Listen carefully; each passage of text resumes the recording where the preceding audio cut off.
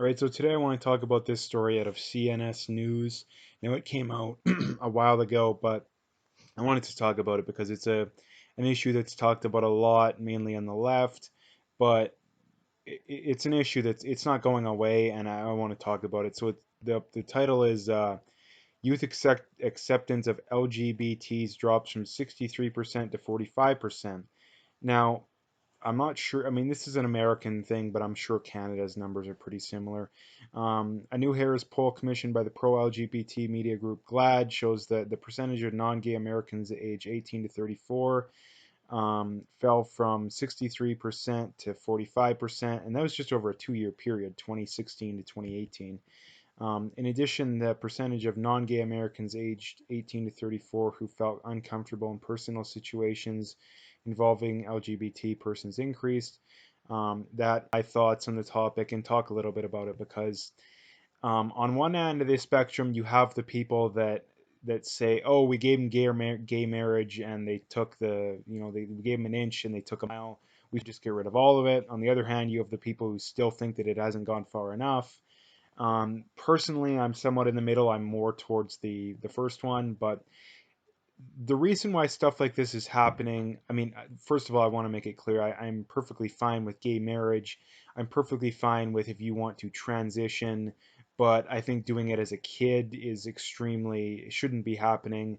There should be a minimum age limit, whether or not that's 18, 16.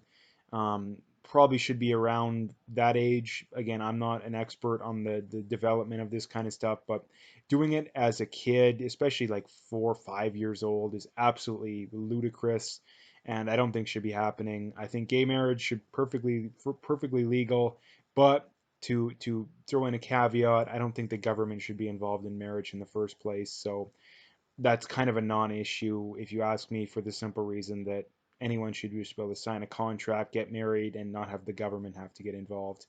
But that's a different issue in and of itself. The reason why I think stuff like this is happening is because the agenda just continues to get more and more radical. Like you say, first you got, okay, we just want gay marriage. Well, first it was like civil unions and we want you to accept our lifestyle. And now then it was not now, but then it was, gay marriage. Then it was you know, just transgender. Then it was like drag queens and like over the top stuff, and like the amount of crazy stuff that's gone on now. Um, I don't. A lot of these drag queens that read at schools and libraries and stuff are literally convicted pedophiles. Like, why are those people allowed? Like, if you want to do that stuff with consenting adults, go ahead, but not with kids. I think that's not something a just society and a sane society does.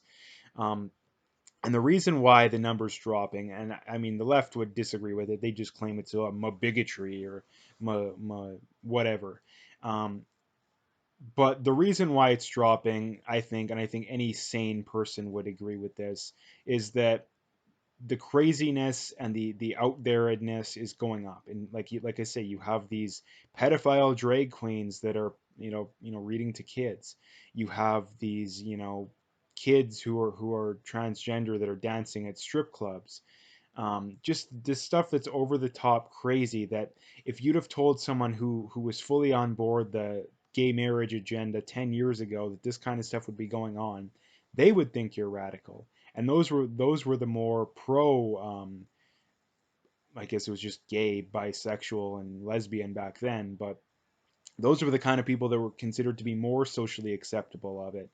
And now it's completely different, and that's kind of why the numbers are dropping, is that they're getting more and more radical. And like that's the same thing with everything, like you say, with these leftist people that are getting violent, the Antifa. They're going to take as much as you can, as much as they'll give you. Like, if these Antifa people can continue beating on people for disagreeing with them politically, they're going to keep doing it. And if they can, like you say, if they can ban Alex Jones, they're going to ban the next person and the next person, and they're going to keep going. That people who are agnostic when it comes to this issue, and more in the middle, or even a lot of conservatives, they seem to think that, oh, we'll just get rid of that one guy and they'll stop. No, that's never how it works. Look at history. The famous saying: first they came for this group, No one said anything. Then they came for the next group. No one said anything. And eventually I was the last man standing. And that's what they're going to do with all this kind of stuff. And like I said, the LGBT agenda, it's just continue to get more, take as much as more as they possibly can until people say no. And that's kind of the whole point of this video. And like I say, I don't want to make it too long.